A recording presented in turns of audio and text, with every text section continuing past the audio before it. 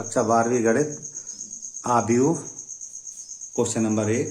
यदि a बराबर -245 b बराबर 1 3 -6 तो सत्यापित कीजिए a b डैश बराबर b डैश a डैश।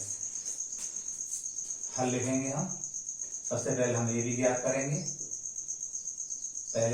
करेंगे। हम जानते हैं a का मान हमें दे रखा था -245 और b का दे रखा था हमें 1 3 -6।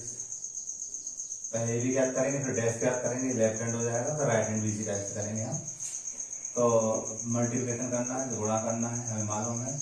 इस आव्यूह की जो कोटि है वो आप देखेंगे 1 2 3 पंक्ति है और एक कालम है। 3 गुणित 1 है इसकी कोटि। इसमें एक पंक्ति है और 3 कालम दिख रहे हैं हमें। एक पंक्ति और 3 कालम है। हमने देखा था ये जो पहले आव्यूह में स्तंभों की संख्या दूसरे आव्यूह में पंक्ति संख्या के बराबर में गुणा हम कर सकते हैं। गुणा संभव है तो गुणा करेंगे हम। तो इसका जो आव्यूह होगा उस आव्यूह की कोटि होगी हमारी 3 × 3 की कोटि होगी। गुणा कैसे करते थे हम? इन राशियों का इनमें से करते थे, ऐसे में लिखते थे हम। -2 का इससे करेंगे तो -2 हो जाएगा। इसका इससे होगा, अब इससे करेंगे -6 हो जाएगा। इससे करेंगे तो +12 हो जाएगा। 4 का 4 हो जाएगा।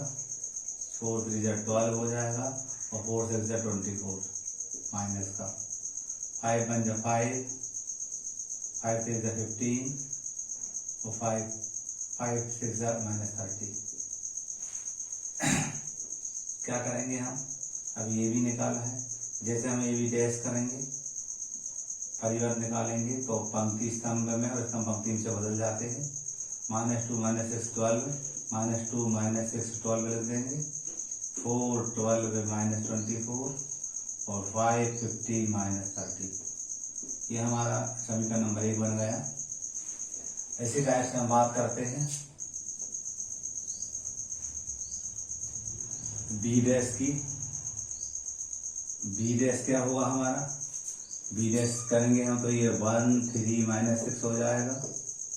और ए डैश क्या होगा हमारा? ए डैश जो है ये -2 4 5 हो जाएगा। हम निकाल रहे हैं बी डैश ए डैश का गुणा करेंगे। ये था 1 3 -6 और ये था हमारे पास -2 4 5 हम जानते थे। इसकी कोटि हम देख रहे हैं। इसकी कोटि आप देखेंगे तो 1 2 3 पंक्तियां हैं और एक कालम है। इसकी कोटि देख रहे हैं तो एक पंक्ति है और 3 कालम है। हमें मालूम है कि इसमें स्तंभों की संख्या, इसमें पंक्तियों की संख्या बराबर हम गुणा कर सकते हैं। इससे गुणा संभव है और गुणा कर रहे हैं तो जो कोटि मिलेगी वो हमें 3 × 3 की मिलेगी। इन राशियों का इनसे गुणा करते थे और ऐसे में लिखते थे हम। इसका इससे गुणा करेंगे -2, इसका इससे किया तब इसका इससे करेंगे 4, इससे करेंगे 5। इसी टाइप से 3 का 3 दूनी 6 6 3 चौको 12 3 5 15। इसका 6 दूनी 12 धन के 12 आएंगे। 6 चौको 24 24 और 6 5 30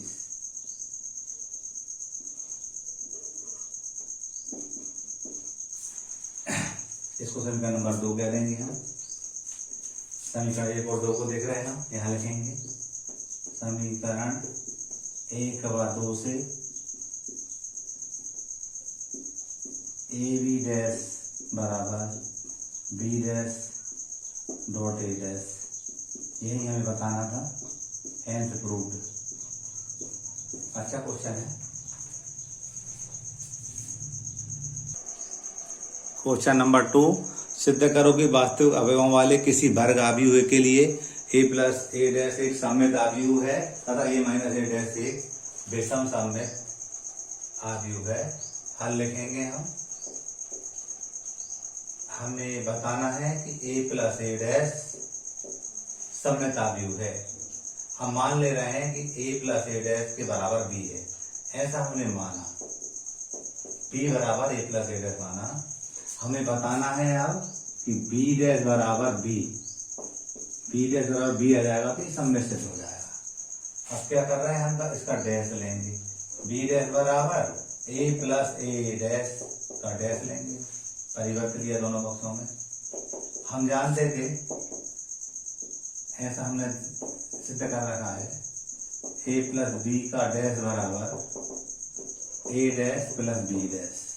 इस बात का यूज करेंगे हम, तो बी डैश तो यही रहेगा, इसको करेंगे तो A dash plus A dash का डैश हो जाएगा, ए डैश यहाँ आ जाएगा, डैश पे भी डैश आ जाएगा। ऐसा भी हम जानते हैं ए डैश का डैश बराबर ए होता है, तो यहाँ लिख देंगे हम बी डैश बराबर ए डैश प्लस ए होगा। इसका मतलब ये होगा, इसको और रीसेट करेंगे तो बी डैश बराबर ए प्लस ए डैश। और आप देखिएगा जहाँ हम ए प्लस ए डैश किसके बराबर है, हमारा बी के बराबर है, तो हम कह देंगे जो हमारा अतः ए प्लस ए डैश एक सममित आव्यूह है।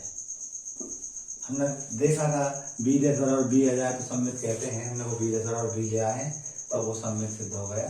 दूसरा हमें बताना था कि ए माइनस ए डैश एक विषम सममित आव्यूह है, यानी हमें बताना था कि ए माइनस ए डैश विषम सममित आव्यूह है। मान ले रहे हैं कि इसी के बराबर है, ऐसा हमने माना है कि इसी के बराबर है, और हम क्या करेंगे सी डैश बराबर माइनस सी ले आएंगे तो ये विषम सममित प्रूफ हो जाएगा।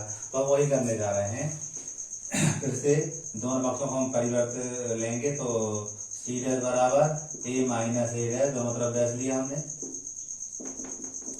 सी डैश बराबर, इसको करेंगे हम सूत्र जानते हैं, सूत्र क्या होता था हमारा, ए प्लस बी का डैश बराबर A dash plus B dash, अगर माइनस तो माइनस भी हो जाता है, तो A dash minus A dash का डैश हो गया।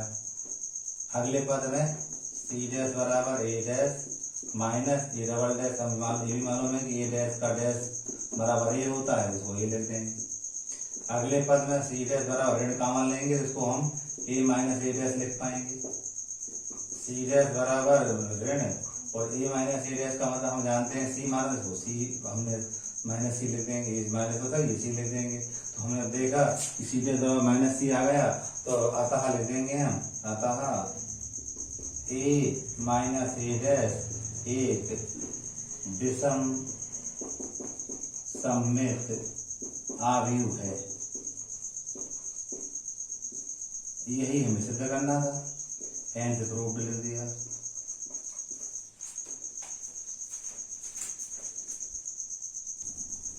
क्वेश्चन नंबर 3, यदि ए बराबर cos alpha sine alpha minus sine alpha cos alpha हो तो सत्यापित कीजिए ए डैश ए बराबर आई। हल लिखेंगे हम, चूंकि हमें दे रखा था ए बराबर cos alpha sine alpha minus sine alpha cos alpha, इसका ए डैश निकालेंगे हम।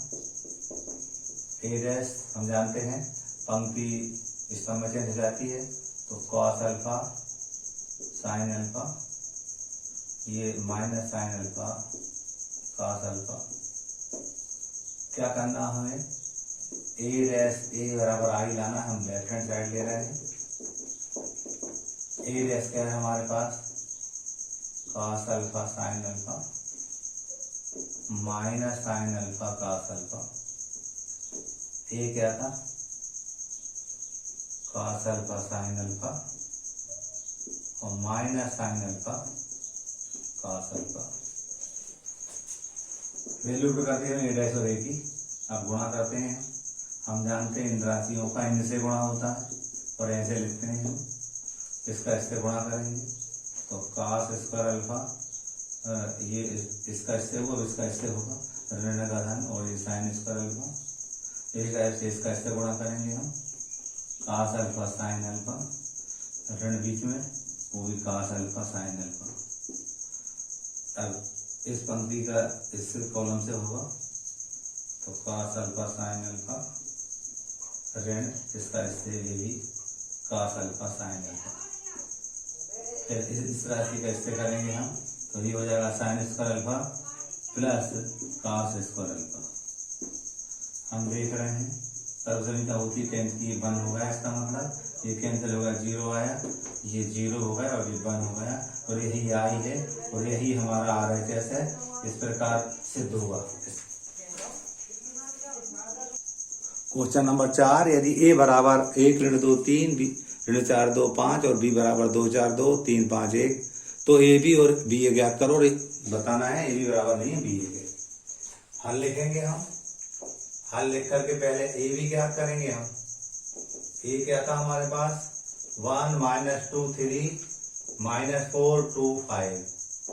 B क्या था हमारे पास 2 4 2 3 5 1। हम देख रहे हैं इसकी कोटि, इसमें 2 पंक्तियां हैं और 3 स्तंभ हैं। इसमें हम देख रहे हैं पंक्तियों की संख्या 1 2 3 है और स्तंभों की संख्या 2 है। तो ये हम देख रहे हैं कि ये सेम है। ये सेम मतलब पहले आव्यूह में स्तंभों की संख्या, दूसरे आव्यूह में पंक्तियों की संख्या बराबर है, गुणा कर सकते हैं। तो ये 3 पे मैंने एक सर्कल बनाया है, तो ये जो आव्यूह गुणा के रूप में प्राप्त होगा उसकी जो कोटि होगी वो 2 × 2 की होगी। ठीक है। अब क्या करते थे हम इन राशियों का इनसे गुणा करते थे और ऐसे में लिखते थे। तो इसका हम गुणा करेंगे इससे 2, 1 का 2 से करेंगे 2 मिलेगा, ऋण 2 का 4 से करेंगे ऋण 8 मिलेगा। हम देख रहे हैं 1 का 2 से करेंगे तो 2 मिलेगा, ऋण 2 का हम 4 से करेंगे तो ऋण 8 मिलेगा और 3 का 2 से करेंगे 3 दूनी 6 मिलेगा।